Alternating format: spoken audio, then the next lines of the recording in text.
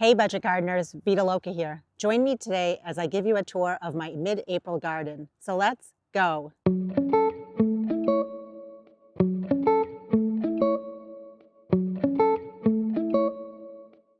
This is going to be a very quick video. I'm just going to walk you around the yard and I want to focus on any of the plants that are blooming in my New Hampshire Zone 5B garden. There's still a lot of plants that are sleeping, but boy, some of the plants that I showed you in a recent video have really popped.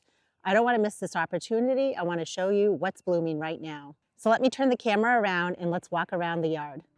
We're going to start on the south side of my house. This is called the long flower bed and it gets quite a bit of sun here.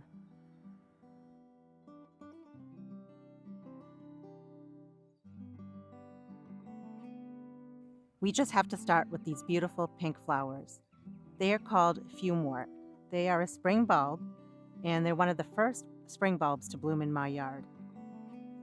They just put on such a great show. They're not a very tall plant, which is why I like to put them towards the front of my flower beds. One thing that I like to take note of is what is blooming at the same time in my yard. You can see in the distance there is a small blue flower. That is called Glory of the Snow. And one thing that I'm making a note about right now is I want to have the Glory of the Snow planted very closely with all of my beautiful fumewort, just to really make that nice impact that I'm looking for in my garden this time of year. And I have to point these plants out. They are closed right now because it's early in the morning. They are called bloodroot.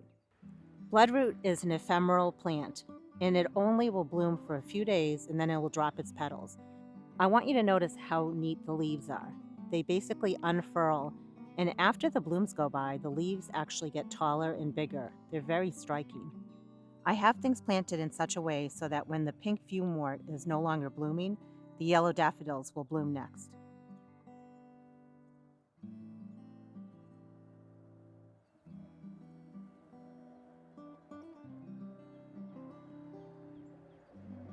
Also in this flower bed, there is a ton of lungwort, also known as pulmonaria. It is just starting to wake up. And look how pretty the purple blossoms look next to the pink on the fumewort. I have a forsythia that's just starting to bloom, and I want you to notice how beautiful the yellow looks next to the pink of the fumewort.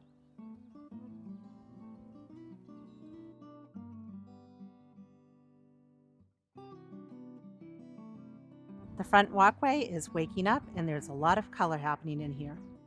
The flower bed that I've affectionately called the pansy holding bed is starting to really wake up. Look how dainty and cute all these little plants look. And they were all free. They dropped their seeds from last year. And I have a lot of different colors, a lot of different faces to the pansies in this bed. On a different day, we can come out here and start plucking out some of these pansies and putting them in pots and containers. The fumewort up along the front walkway is also starting to wake up. It was just a week ago that these were all budded up, but now they're opening up and just looking so beautiful. I want to take you to my driveway bed, which is right down here. I can't tell you how much I love Glory of the Snow. I just think it is so pretty. It just adds a nice little pop of color in this flower bed. You'll notice again, once the Glory of the Snow goes by, the daffodils will start blooming. It just makes for a really nice succession of color. I have Grape Hyacinth sprinkled all around my yard, and they are all waking up. Probably in the next garden tour that I do in a week, I can show you how beautiful they look when they're blooming. Same with a lot of my daffodils. The bay window bed, which is in my front yard on the west side of my house, is also seeing some changes. The purple in the distance is Grape Hyacinth or Muscari. I just planted them last year, so they're very small. The big thing I want to show you is look at all the buds. These are a perennial. They're one of the first perennials that are not a bulb to bloom in my yard, and they're called Leopard Bane. Probably by the time we do our next garden tour, there should be blossoms. And I'll show you just how pretty it looks when they're blooming.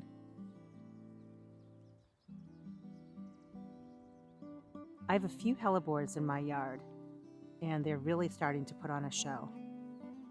Here's one of them. Look how beautiful and dainty that is. I just love it. Here's another one. Look at its face. I just think it's so exquisite. On the north side of my house in my backyard, there are a bunch of daffodils that I've divided and moved around over time. You can see this one patch down there. Let me bring you over there where it's blooming. There's something to be said about just the plain old, regular yellow daffodils. I love them so much. Clearly, I love them so much. And this spring, once they've gone by, I plan on dividing them and moving them around in other areas of my yard.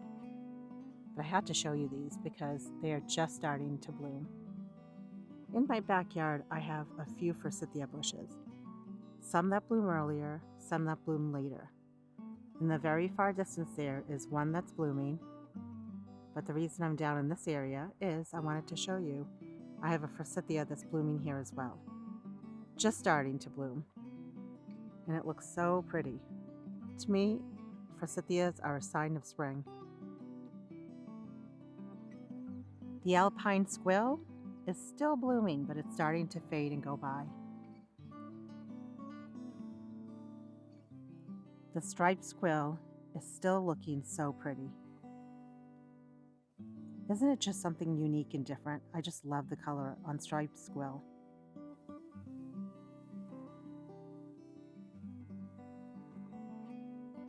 I am so happy with the flowers that I added last year after the springtime. I moved the spring bulbs from other parts of my yard, and I knew I needed color in my rose garden.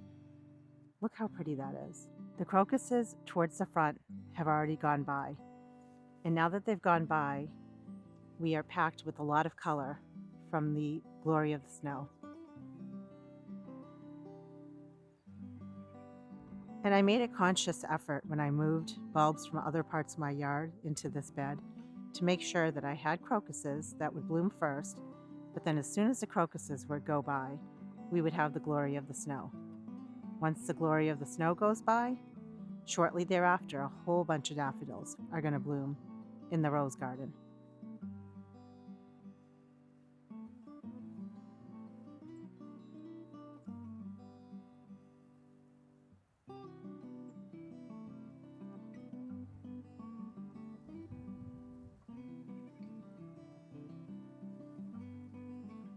Here on the east side of my house, I don't have a lot of things blooming, but there is one thing that's blooming, and I just have to show you. I don't have a lot of this pink-colored glory of the snow. It doesn't seem to naturalize as much as the blue one. I have it in probably 3 places in my yard. Well, you better believe that I will be dividing it this year and moving it around in other places of my yard. It's just so sweet. The hellebores that are at the base of my hosta garden continue to look beautiful. And I just love the color of this hellebore. I think it's just so striking. The lungwort at the base of my hosta garden is also just starting to bloom. And over the next 1 to 2 weeks, it will really put on a great show. It's just starting its beautiful show.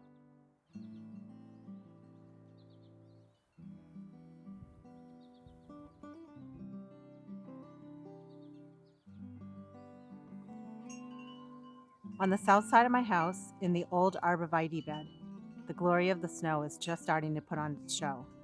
And I had just moved these here last year when I was dividing a whole bunch of bulbs. On the south side of my house, the fumewort is still looking so pretty, but what also is looking pretty is the emergence of all the bloodroot. I've just divided, like a lot of plants in my yard, and moved these around. Later today, they will open up. And I'm going to pop up on the screen what they look like when they are opened up, because some of them were blooming for me just yesterday, looking so pretty. With the bloodroot, I divided and moved it all around my yard, and you can see that it's just starting to come up. The hyacinths are also starting to wake up. And look at all the buds on the daffodils.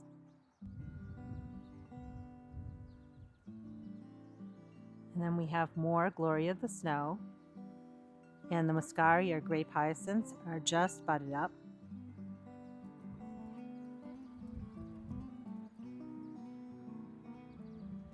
some freebie seedlings of the bloodroot, which honestly I'm enjoying right now in this area.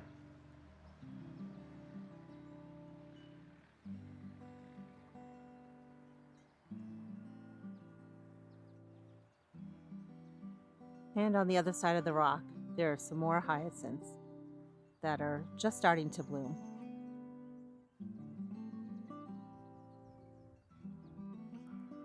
The forsythia that is at the bottom of my driveway is looking so beautiful and blooming right now.